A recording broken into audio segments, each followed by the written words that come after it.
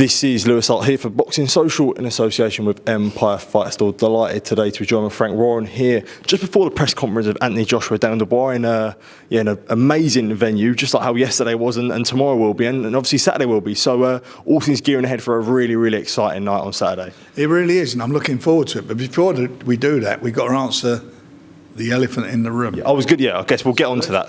Okay, let's get onto it straight away. Take that down. Okay. It's untrue. Yeah. Okay. It's something you just heard from him. Yeah. You heard. What did you just say? Yeah, he said it was complete rubbish. That's fine. Yeah, of course.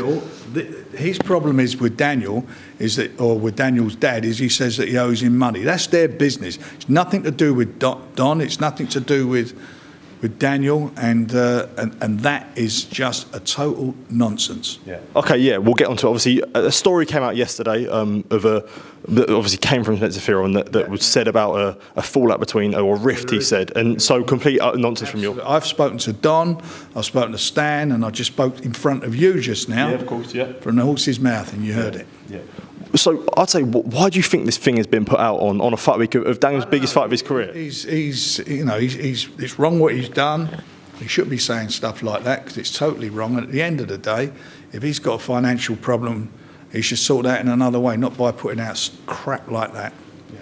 Absolutely. But I guess when you see Daniel's mood on fight week, clearly really, really up for Saturday night, and arguably with the best mood I've seen you on the ground. I was in a really joyful mood today. I don't want to see him as so. I really don't. I want to see a bit of edge to him, but he's so relaxed about it. He's so confident.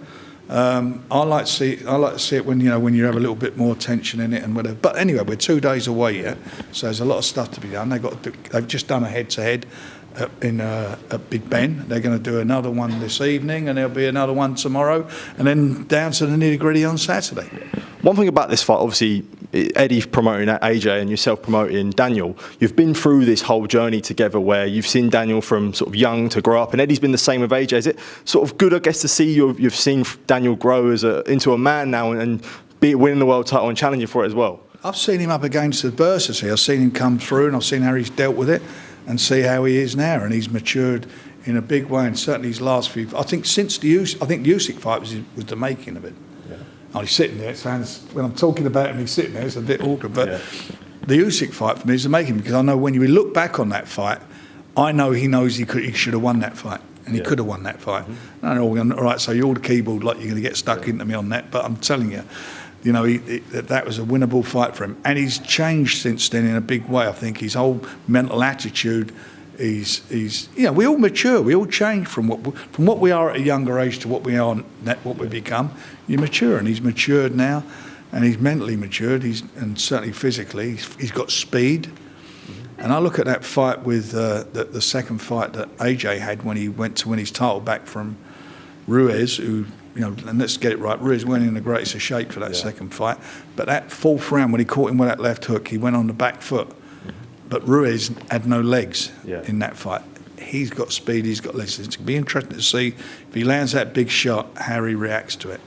You mentioned there about the Usyk fight and said that was the making of him. So I guess it brings me to a point where people obviously, there's the constant questions of Daniel's heart, but when he says that, I've seen the light now, almost like a wounded animal, I guess, that makes him more dangerous.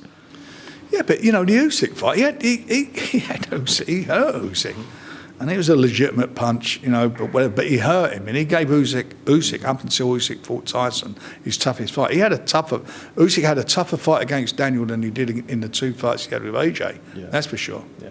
Just sort of quickly moving on, touching on the undercard, obviously you've got a few guys on there, and one situation I did want to sort of talk about was the IBF title not being on the line for Anthony Kikachi. Still holds the title, but it's the rules. If you come in, if you're a losing fighter, you can't fight you're coming in for a loss, you can't fight for a title. That's their rules, and I keep banging on about it.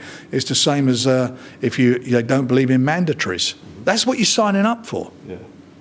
It's in black and white. It's there, so.